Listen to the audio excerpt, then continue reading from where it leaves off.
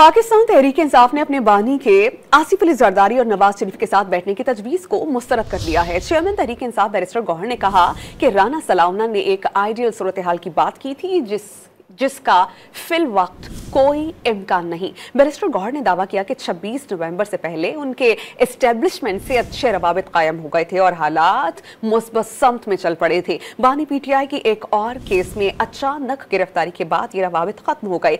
इस वक्त backdoor channel में कोई राबिते नहीं, वो डॉन न्यूज़ के प्रोग्राम दूसरा रुख में गुफ्तगू कर रहे थे।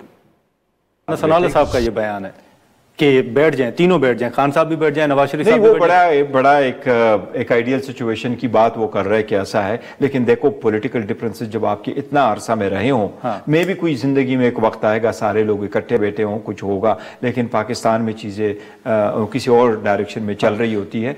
वो एक आइडियल सिचुएशन की तरफ वो की बात कर रहे हैं। As we speak up now नहीं, वो हमने रूल आउट किया है, ऐसे कोई चीज ऑन द टेबल नहीं है कि वो इकट्ठे आकर के बैठे।